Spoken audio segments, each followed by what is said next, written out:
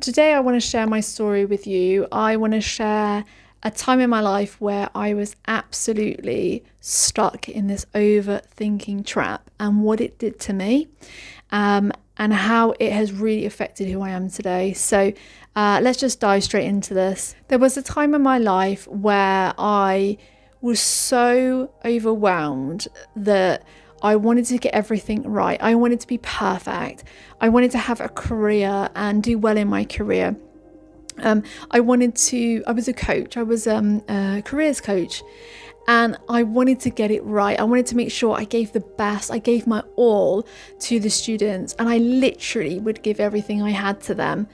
And I would overthink if I hadn't given the right information, or I needed to give more, or I just could do better. I overthought in my private life, in my personal life. I overthought with my husband, my boyfriend at the time. I overthought our relationship. I overthought money. I would worry about how much money I had be bringing in and how I could save more money and how I could save for a house. I'd worry about my husband's family and, not accepting me in and it being a barrier to our relationship. I worried about not having enough friends, that people didn't like me, that if I wasn't nice to everybody, nobody would like me. I would literally worry about this every single friggin' night, to the point that I would go to bed and I would get into bed at like 10:30, 11 o'clock. I would go to sleep and I would wake up feeling refreshed and ready to go and buzzing, and my mind would be so active and so engaged. I'd look at the clock and I realised I'd only been asleep for an hour. 1 hour. 1 hour. I remember talking to a sleep coach and telling her about it, and she was saying that you overthink too much. This is the problem. You're stuck in thinking, you're worrying, you're stuck there. You need to journal and it'll be fine. It wasn't quite that simple, unfortunately. It wasn't. Instead, it led to more worry, which led to insomnia. I had chronic insomnia. It was horrendous. I'd be lucky if I would close my eyes and go into a light sleep for half an hour. And I did this for months, if not years, actually. It really went on and on. I was so ill with it. It caused so much stress and worry that it affected every area of my life. It creates this paranoia. If you've ever had insomnia, it's bloody horrible. But it caused more overthinking, and I got into such a shitty trap.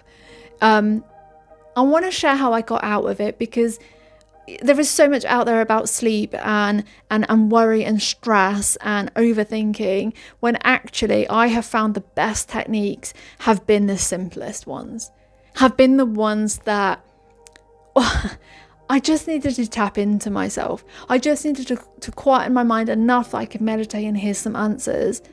I would do things like going to the gym and spinning on a bike, or doing some stretching, just to slow it down so I could hear myself better. I learned to stop listening to other people. I learned that I didn't need to be liked by everyone. I learned that I didn't need to be the nice girl, and it's okay not to be perfect. It's okay not to have everybody like me. It's okay that I am who I am. It was okay. It was okay if I didn't give literally my all to career coaching. It was okay. That's okay.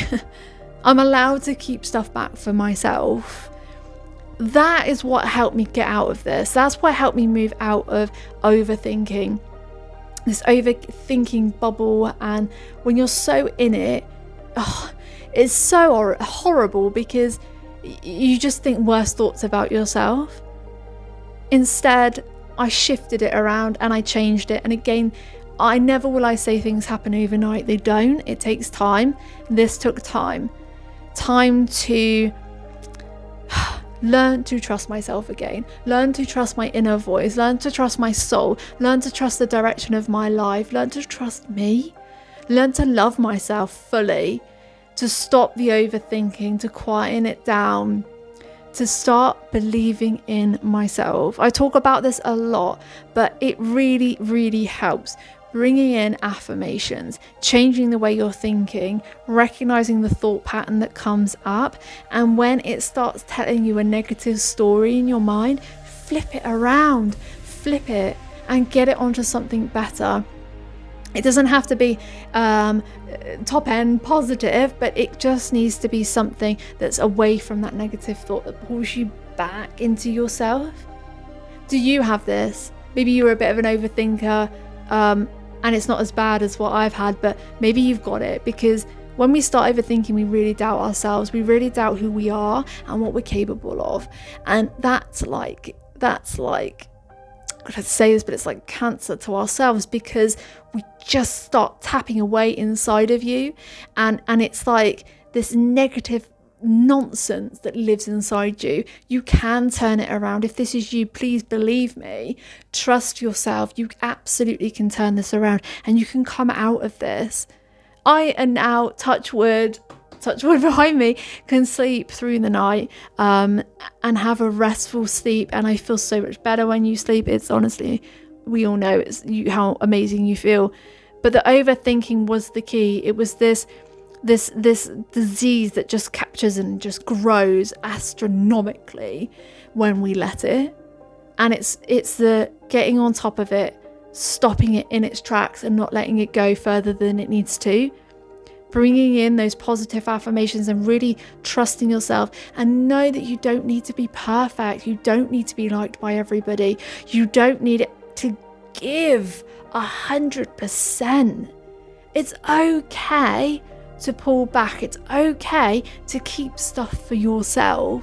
It's more than okay that you get to spend this time and this energy on you and developing you, your self-trust, your inner voice, your intuition, and really allowing yourself to connect all of that together, all of it together. That's how you can get out of this overthinking trap. Journaling is always a thing that will help. Grab a journal, write, even if it's nonsense. Like, it does not matter, because majority of the time it's that overthinking that comes in. Those thoughts are nonsense. They're absolutely nonsense. And I say they make no sense because they're nonsense. Just God, you've got to really get on top of it and stop it in its tracks before it takes over your life, and just say no. Make a choice that you don't want it to be the thing that takes over you. That's all you have to do. If you really want to do this, go and grab my free guide down below, self-discovery guide. It's going to help you know who you really are. It's going to get you back on track. It's going to pull you back out of the overthinking, of getting down into a rabbit hole and never coming back out of it, or spending so long down there that when you come out, you're like, what just happened to my life? Get yourself out of it now. Stop it in its tracks, and stop it right now.